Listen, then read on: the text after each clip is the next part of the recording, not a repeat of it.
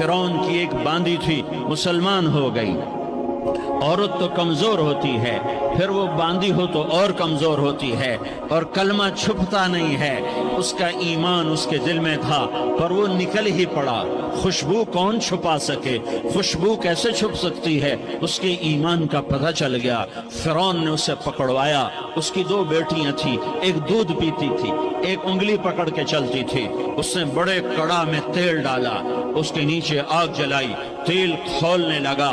اس نے دربار سجایا اور اس کے اپنی باندی کو بلایا، اس کی 2 بیٹیوں کو بلایا۔ یہ مائیں سن رہی ہیں کہ ماں اولاد کے لیے کیا کچھ کر گزرتی ہے، کیا کچھ کر گزرتی ہے۔ مامتا سے تاریخ بھری پڑی ہے، اور اللہ نے بھی جو اپنی محبت کو تشبیہ دی ہے کہ میں اپنے بندوں سے محبت کرتا ہوں، تو باپ کی محبت سے تشبیہ نہیں دی۔ اللہ نے کہا میں ماں سے 70 گنا زیادہ پیار کرتا ہوں۔ اس نے کہا فرعون نے کہا اگر تو موسیٰ کے رب پہ ایمان لائی تو تیری دونوں بیٹیوں کو جلا دوں گا اس تیل کے اندر، اور تجھے بھی جلا دوں گا اس تیل کے اندر۔ ہاں لوگ سمجھتے ہیں موت بہت بڑی سزا ہے۔ ارے جس نے اللہ کو پا لیا اس کے لیے موت تحفہ ہے۔ وہ دنیا کے دکھوں سے نجات پا گیا اور آخرت کی نعمتوں کا حقدار بن گیا۔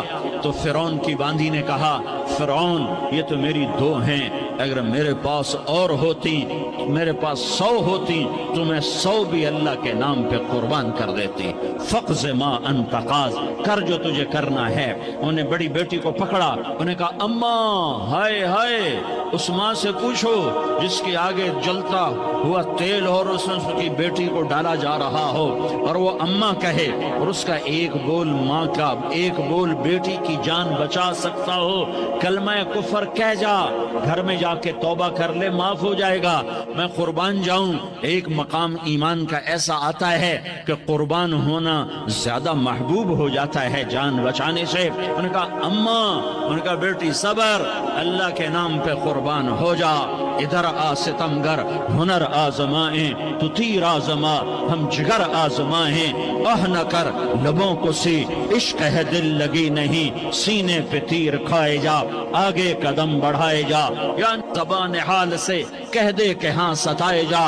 ہاں عشق کی آگ ایسے ہی بھڑکتی ہے، شمع ایسے ہی فروزاں ہوتی ہیں، یہ کمکمے تو بجھ جاتے ہیں، لیکن یہ ایمان والے جو شمع جلا گئے یہ آج تک روشن ہیں، جن کی روشنی میں چلنے والوں کو راستہ مل رہا ہے۔ انہیں بڑی بچی کو پکڑا، ٹانگوں سے پکڑ کے یوں ڈالا، وہ ہائے کرتی گئی اور وہ چٹک گئی اور وہ جل گئی اور وہ بھن گئی مچھلی کی طرح، تلی گئی مچھلی کی طرح۔